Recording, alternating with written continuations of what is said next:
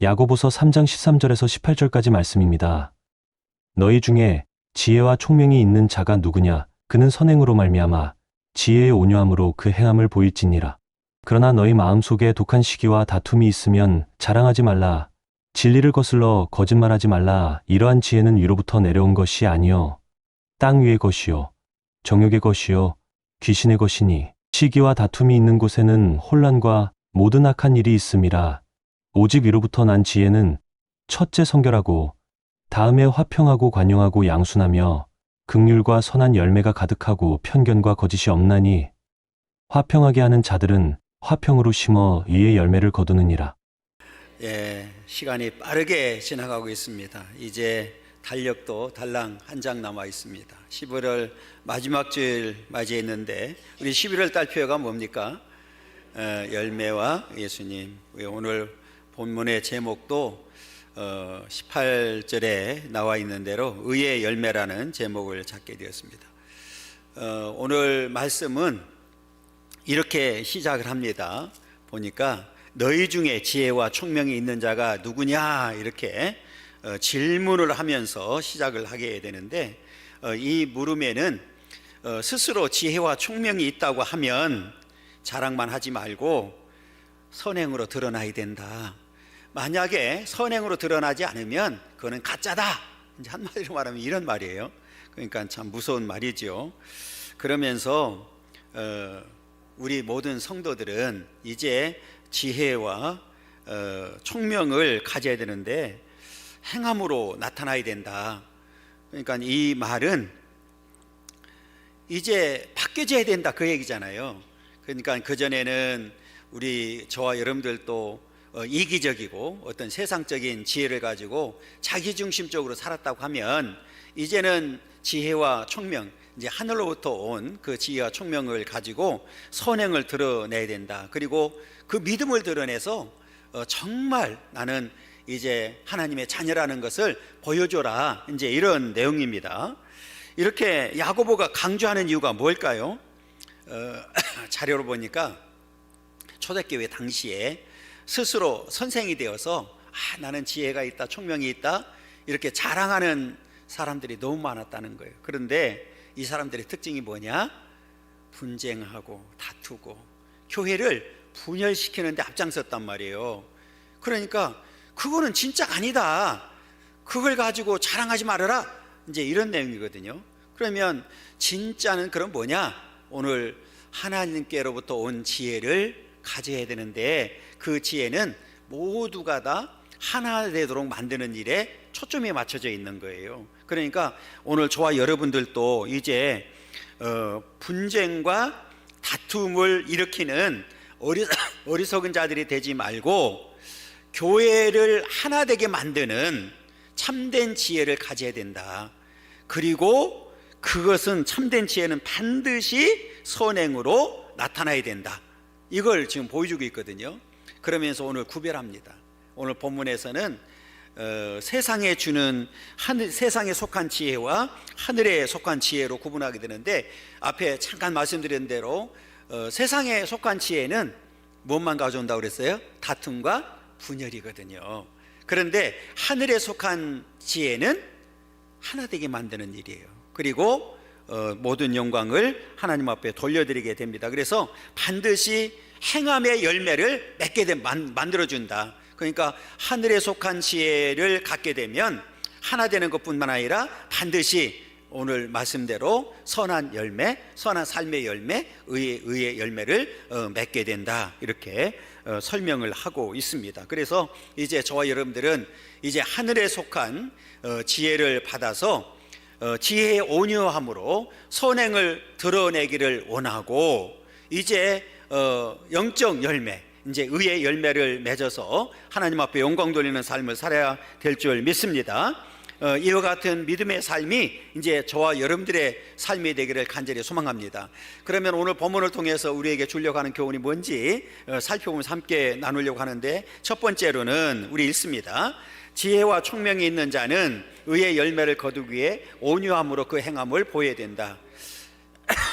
이거는 한마디로 말하면 진짜 가짜를 가려보자, 이제 이 말이란 말이에요. 자, 우리 13절 먼저 읽겠습니다. 너희 중에 지혜와 총명이 있는 자가 누구냐? 그는 선행으로 말미암아 지혜의 온유함으로 그 행함을 보일지니라. 그러니까 이 얘기는 뭐냐? 진짜 네가 지혜와 총명을 가졌다고? 그래, 그러면 좋다. 그러면 삶을 통해서 보여줘라, 이제 이 얘기란 말이에요. 그런데 세상에 속한 지혜는 아무리 자랑을 해도 의미가 없다, 그 말이에요. 왜? 행함이 없으니까. 오늘 이 지혜를 말하고 있는데, 자, 지혜는 이렇게 돼 있어요. 오늘 보면 현명한 지혜로이라는 뜻으로 유대인들 사이에서는 하나님에 관한 지식을 바탕으로 지혜를 소유한 자, 즉 교사들이 가지는 관념적 지적 능력을 가리킨다고 본다, 이렇게 설명을 하고 있고요. 자, 총명이 있는은 경험이 있는, 이해력이 있는 이란 뜻으로 특별히 전문가로서의 특정한 경험적 지식과 전문적 분야의 이해력을 의미한다. 이 두 용어는 그 의미가 엄격히 구분된다기보다는 다른 사람들보다 탁월한 지적 능력과 이해력 가지고, 그리고 경험을 가리키는 관용적 표현으로 이해함이 좋다. 야고보가 여기서 이 용어를 사용하는 이유가 뭘까? 이제 이게 중요한 거잖아요. 그러니까 지혜와 총명이 있는 자가 누구냐? 요 답이거든요. 당시 교회 내에 스스로 지혜 있다고 총명이 있다고 자랑하는 자들이 많이 있었단 말이에요. 앞에 서론에서 잠깐 말씀드린 대로. 그런데 이들이 누구나 무조건적으로 선생이 되고 가르치는 자리에 있어서는 안 된다, 그 말이에요. 이건 무슨 말이냐면, 정말 믿음으로 거듭나서 믿음으로 증명이 되지 않은 사람들은 가짜이기 때문에 이런 사람들을 시켜놓으면 계속해서 뭘 가지고 올까요? 세상적인 것을 가져오는 거지요. 그러면 그게 진짜일까요? 가짜일까요? 가짜잖아요, 가짜. 그걸 지금 지적하는 거예요, 야고보가. 그러니까 당시 교회 내에 이런 사람들이 많이 있었단 말이에요. 그런데 나중에 결과를 보니까, 열매를 보니까 열매가 다툼과 분열로 나타났다, 이제 이 말이란 말이에요. 그래서 이걸 지금 경계를 하라고 지금 말씀을 하고 있는 겁니다. 그러면 이제 오늘 저와 여러분들은 이렇게 잘 구별을 해야 되는데, 그러면 그 구별하는 방법 중에 하나가 뭐냐? 행실을 보면 안다. 오늘 본문에 나와 있는 것처럼 지혜의 온유함으로 그 행함을 보일지니라, 이렇게 이제 설명합니다. 그래서 이 선행과 더불어서 지혜의 온유함도 강조하고 있는데, 온유함으로는 보니까 온유함 안에서라는 의미입니다. 그러니까 선행이 그 온유함의 기질에서 출발해야 된다, 이제 이런 내용이거든요. 그러니까 내적 온유함이 애적 선행으로 자연스럽게 표출이 돼야 된다. 그러니까 이 얘기는 뭐냐면, 정말 진짜 지혜와 총명을 하나님께로부터 받은 자는 온유해진다는 거죠. 그 온유함이 그냥 내가 형식적인 온유함이 아니라 정말 거듭나서 내가 마음속에 이미 자리 잡은 그 온유함을 갖게 되면 자연스럽게 애적으로 행함이 드러난다는 거예요. 그 행함이 어떤 행함일까요? 열매 맺는 행함이죠. 그러니까 좋은 쪽으로 그 애적 선행으로 드러난다고 이렇게 이야기를 합니다. 그러니까 오늘 저와 여러분들은 이제 중요한 일이 이렇게 세상에 속한 지혜와 총명을 갖게 되면 다툼과 분열을 일으키게 되지만, 오늘 지혜의 온유함으로 그 행함을 보이는 자들은 뭘로 드러날 수밖에 없어요? 진짜잖아요. 행동으로 진짜 보여지니까. 그래서 그들은 교회를 하나 만드는 일에 앞장서게 된다고 이렇게 강조를 하게 됩니다. 그래서 오늘 야고보가 우리에게 교훈하고 싶은 것이 뭐냐면 바로 믿음이거든요. 그러니까 야고보서 전체를 보면 뭐를 강조하고 있느냐면 행함이 없는 믿음은 죽은 믿음이라고 그랬단 말이에요. 그러니까 우리가 행함도, 어떤 일을 하는 행함이 얼마나 중요한지를 우리에게 보여주고 있고, 더 나아가서 지혜와 총명에도 반드시 그 열매가 있어야 된다. 그러면 그 열매는 선한 삶의 열매, 오늘 본문에 나와 있는 대로 의의 열매를 반드시 맺어야 된다. 그래서 오늘 저와 여러분들은 이제 하나님의 자녀가 되었잖아요. 그러니까 하늘에 속한 지혜와 명철을 받아서 오늘 말씀처럼 지혜의 온유함으로 그 행함을 믿음으로 나타내기를 바라고, 그래서 선한 영향력을 끼치며 살아가는 그런 복된 삶이 되기를 간절히 소망합니다. 자, 우리 큰 두 번째로는 있습니다. 의의 열매를 거두는 자는 반드시 그 행함의 열매로 검증되어야 된다. 이 검증이라는 단어를 썼거든요.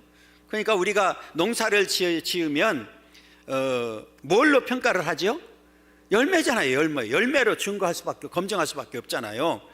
자, 여기는 이제 두 개로 나누거든요. 앞에서 잠깐 설명드린 대로 하나님께로부터 온 지혜와 명철이 있는가 하면 사단에게, 마귀에게 속한 지혜와 명철도 있단 말이에요. 그러면 지금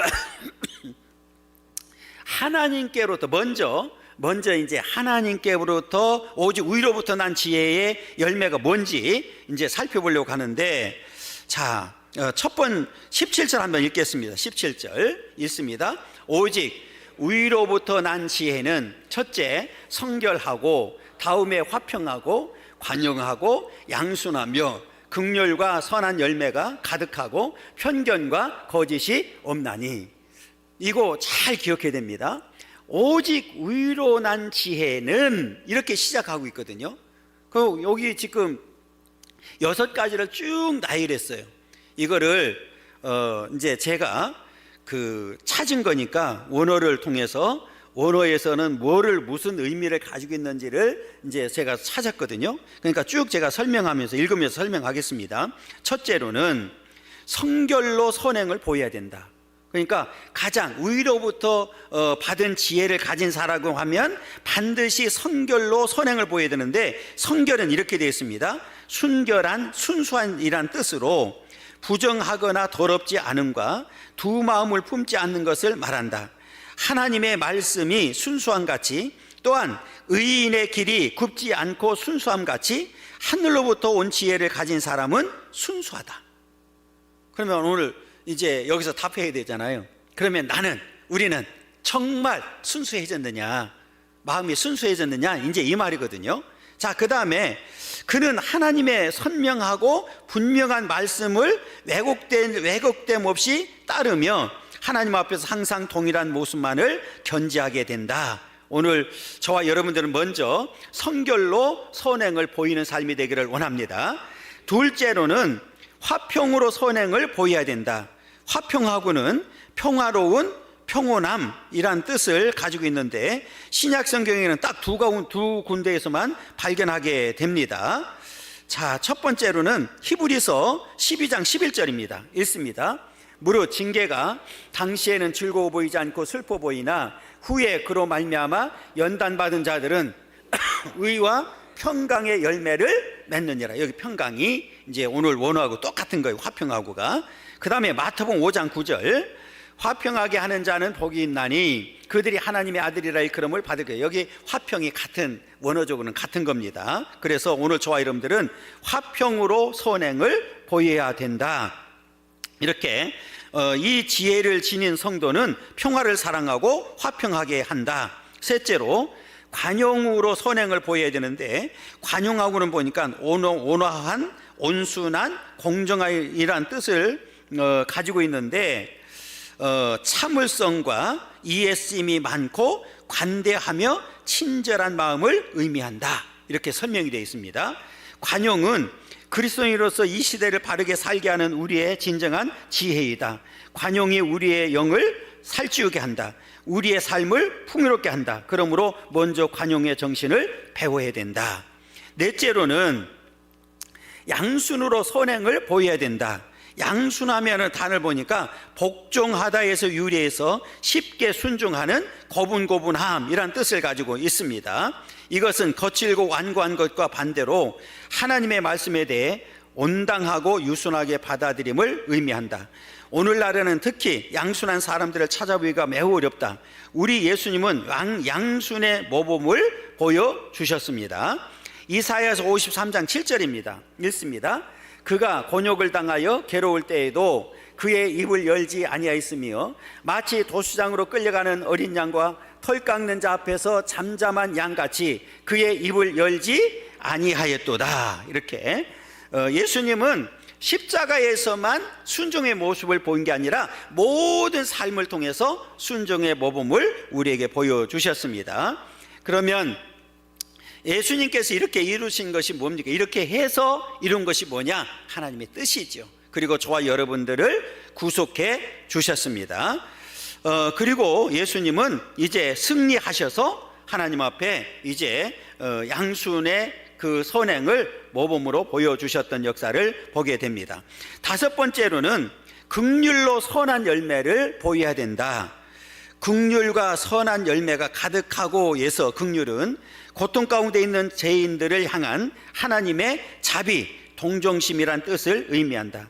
하늘의 지혜를 가진 자는 사람의 지혜로부터 나오는 냉정함과 냉랭함과는 달리 도움이 필요한 자에게 긍휼의 마음으로 자비와 동정심을 아끼지 않는다. 선한 열매는 긍휼의 결과로서 나타나는 구제다. 이렇게 오늘 그 원어에서는 긍휼과 선한 열매가 가득하고 해서 긍휼을 이렇게 설명을 하고 있습니다. 자, 여섯 번째로는 편견과 거짓이 없어야 된다. 오늘 편견은 편을 가르는 것이죠. 우리가 잘 아는 대로 사람을 외모로 평가하게 됩니다. 그러나 위로부터 난 지혜는 사람의 애관만을 보고 판단하거나 공정성을 잃은 행위는 하지 않는다. 야고보서 2장 4절 너희끼리 서로 차별하며 악한 생각으로 판단하는 자가 되는 것이 아니냐. 이렇게 서로 판단하지 말라고 이렇게 분명히 말씀을 하고 있습니다. 거짓이 없나니는 보니까 거짓 없는, 있는 그대로 숨김없이 없는 이란 뜻입니다. 우리가 성경에 보면 바리새인들을 향해서 뭐 하지 말라고 그러죠? 바리새인들이 가지고 있는 게 뭐냐면 이중성이잖아요. 그러니까 겉과 속이 다른. 오늘날 뭐 그 얘기를 많이 쓰대요. 수박. 여러분들도 수박이에요? 요즘 뭐 수박 색출한다고 그러대요. 그러니까 이 얘기는 뭐냐면 위선을 행하지 않고 오히려 진실하고 거짓 없이 행함을 의미한다. 그래서 의로난 지혜는 가장 중요한 게 뭐냐? 교회를 사랑으로 하나 되게 한다. 오늘 이렇게 의로난 지혜를 갖게 되면 반드시 믿음의 열매를 맺게 됩니다. 그 열매들은 오늘 본문에 나와 있는 대로 이제 끝에 가서 의의 열매를 맺게 되고 하나님께 영광 돌리는 삶을 살게 된다. 이게 이제 위로부터 온 지혜를 가진 자의 특징을 지금 말하고 있습니다. 그 다음에 다음은 이제 이게 중요하죠. 마귀로부터 오는 지혜의 열매가 있는데, 자 15절입니다. 이러한 지혜는 위로부터 내려온 것이 아니요 땅 위의 것이요 정욕의 것이요 귀신의 것이다. 이게 세상에 속한 지혜를 말하고 있거든요. 자, 여기서 세상적이요 요 말을 보니까 땅 위에 존재하는 의미인데, 자, 이 세상에 또 이렇게 돼 있잖아요. 지상에란 뜻을 가지고 있더라고요. 그러니까 이거는 한마디로 말하면 불완전한 지혜. 그러니까 오늘 정력적이고 귀신이 좋아하는 거죠. 그러면 여기서 세상에 속한 이 지혜는 가져오는 게 뭘까요? 늘 공동체의 분열을 가져오는 거죠. 앞에 얘기했던 대로 다툼과 분쟁과 시기와 질투와 이런 것들을 통해서 이제 이 공동체를 이제 깨트리는 일을 하게 되죠. 그때 바울도 이런 자들에 대해서 이렇게 경고를 했는데 디모데전서 4장 1절입니다. 읽습니다. 그러나 성령이 밝히 말씀하시기를 후일에 어떤 사람들이 믿음에서 떠나 미혹하는 영과 귀신의 가르침을 따르리라 하셨으니, 이런 사람들의 특징은 이렇게 가르치고 이렇게 따라간다, 이제 이 말이거든요. 그러니까 세상 것을 가르치고 결국은 세상 것에 따라가다가 결국은 미혹을 당해서 영원히 멸망을 받게 된다.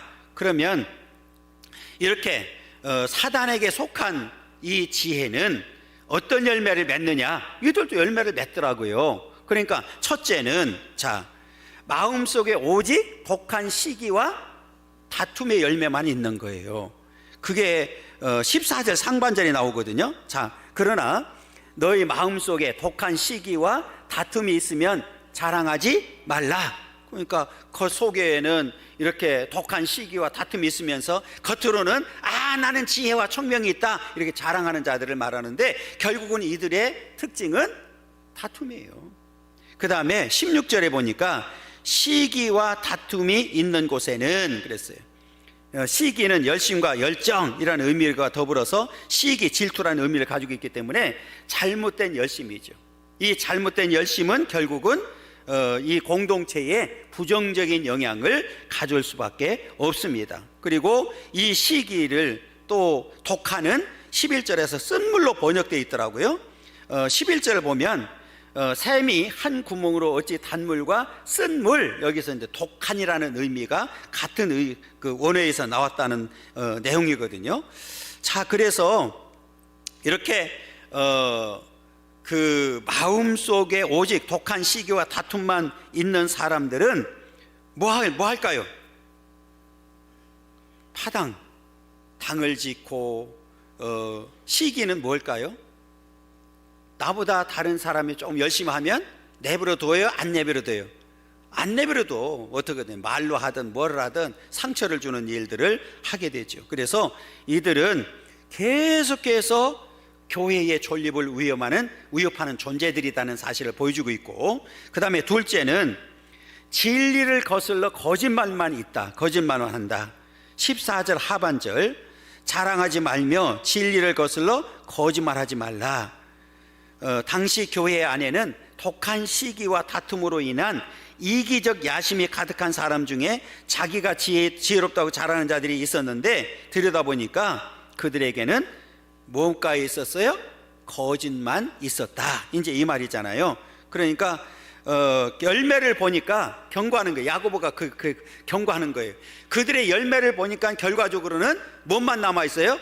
거짓만 남아있다, 그 말이에요. 그러니까 우리는 이들에게 이제 속아서는 안 되죠. 세 번째로는 혼란과 모든 악한 일만 있다. 16절 하반절에 보니까 혼란과 모든 악한 일이 있음이라, 이렇게 이야기합니다. 이것은 결과물이죠. 결국은 이렇게 독한 시기와 다툼이 만들어낸 결과물이다, 이렇게 보면 됩니다. 여기에는 평화가 깨지고 오직 파멸과 무질서만 존재할 수밖에 없습니다. 데살로니가 후서 2장 9절 10절 읽겠습니다. 악한 자의 나타남은 사탄의 활동을 따라 모든 능력과 표적과 거짓 기적과 불의의 모든 속임으로 멸망하는 자들에게 있으리니, 이는 그들이 진리의 사랑을 받지 아니하여 구원함을 받지 못함이라, 이렇게 했어요. 그러니까 이렇게 우리에게 분별, 곧 열매를 통해서 악한 것에서 온 것인지 아니면 선한 것에서 온 것인지를 구분할 지혜가 필요하다, 이렇게 이야기합니다. 그래서 이제는 저와 여러분들이 영적인 눈을 가지고 분명히 세상에 속한 거냐 하늘에 속한 거냐 구분해서 분별된 삶을 살아야 된다, 이렇게 가르쳐 줍니다. 그 다음에 이제 마지막 우리 세 번째로는 지혜의 온유함으로 화평을 심어 의의 열매를 거두어야 된다. 이게 이제 결론이거든요. 자, 18절 읽겠습니다. 화평하게 하는 자들은 화평으로 심어 의의 열매를 거두니라. 우리 예수님이 뭘로 오셨어요? 평강의 왕으로 오셨잖아요. 평화의 왕으로 오셨잖아요. 그러면 이 화평으로 심어서 지금 의의 열매를 거두셨단 말이에요. 마찬가지로 오늘 저와 여러분들도 이 땅에 사는 동안에 이렇게 반드시 의의 열매를 거두는 삶을 살아야 된다. 그러니까 왜 그러면 많은 사람들이 하늘에 속한 지혜를 구하지 아니하고 땅에 속한, 마귀에 속한 지혜를 구하느냐? 그건 간단한 거예요. 그 이유는 보이는 거거든요. 세상에 속한 거는 다 보이게끔 돼 있어요. 보이기 때문에 그것은 눈으로 보이기 때문에 현명해 보이고 그 결과 역시 확실하다고 믿는 거예요. 그런데 궁극적으로는 파멸이죠. 비참해지죠.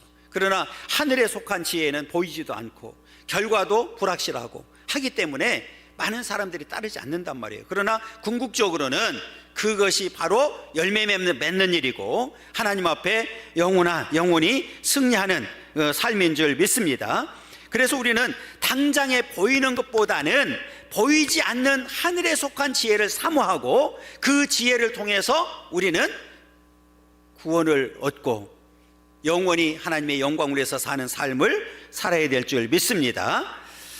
우리 예수님이 이 땅에 오셔서 살았던 삶을 보면 세상적으로 볼 때는 비참했잖아요. 그냥 힘없이 잡히고 힘없이 십자가에 못 박혀 죽으시고 하는 모습을 보면서 야, 바보 같다 이렇게 생각할 수 있거든요. 그런데 오늘 우리 예수님은 십자가에 죽으셨지만 3일 만에 부활하셨습니다. 그리고 승천하셨습니다. 하나님 우편에 앉아 계십니다. 그리고 승리하셨습니다. 모든 영광을 거두셨어요. 그러면 모든 만물이 이제 예수님의 이름 앞에 무릎 꿇게 되었거든요. 자, 그 내용이 마태복음 28장 18절에 나와 있는데 읽습니다. 예수께서 나와 말씀하여 이르시되 하늘과 땅의 모든 권세를 내게 주셨으니 할렐루야. 예수님의 승리하고 난 다음에 하나님이 주신 거란 말이에요. 여러분 마찬가지로 오늘 저와 여러분들도 이 땅에 사는 동안에 이렇게 결론적으로 우리도 세상적으로 볼 때는 바보 같잖아요. 그렇잖아요. 그런데 오늘 우리는 믿음으로 반드시 승리하게 되고 그러므로 인해서 우리가 구원을 받게 되고 하나님 앞에 영광이 되고 그 나라에서 영원한 복을 누리게 될 줄 믿습니다. 이제 그래서 우리는 구별된 삶을 살아야 된다. 어떤 경우라도 앞으로 남은 생에 세상에 속한 지혜를 통해서 그게 전부라고 생각하고 자랑하지 말고 우리는 하늘에 속한 지혜를 가지고 그 온유함으로 그 행함으로 드러내는 그런 삶을 통해서 우리는 이제 의의 열매를 맺고 그 의로운 삶을 살아야 될 줄 믿습니다. 자, 그래서 이제 영적 열매, 의의 열매가 뭐냐? 오늘 본문에 보니까 평화입니다. 평화를 심어서 의의 열매를 거두게 된다고 분명히 말씀을 해주고 있습니다. 로마서 12장 18절인데요 읽습니다. 할 수 있거든 너희로서는 모든 사람과 더불어 화목해야 된다. 이게 바로 하늘에 속한 지혜를 가진 자들의 특징이라는 거예요. 그러니까 하늘에 속한 지혜를 가진 자들은 다툼이나 시기나 분쟁이나 분열을 일삼는 자들이 아니라 화평을 심어서 의의 열매를 거두는 자들이 되는데 그게 바로 화목으로 이어지는 거예요. 여러분 이 삶이 이제 저와 여러분들 가운데 있기를 원하고 이제 마지막까지 선행으로 열매를 맺음으로 하나님 앞에 큰 영광 돌려드리고 하나님 앞에 섰을 때 정말 하나님께로부터 인정받는 그런 복된 삶이 되기를 간절히 소망합니다.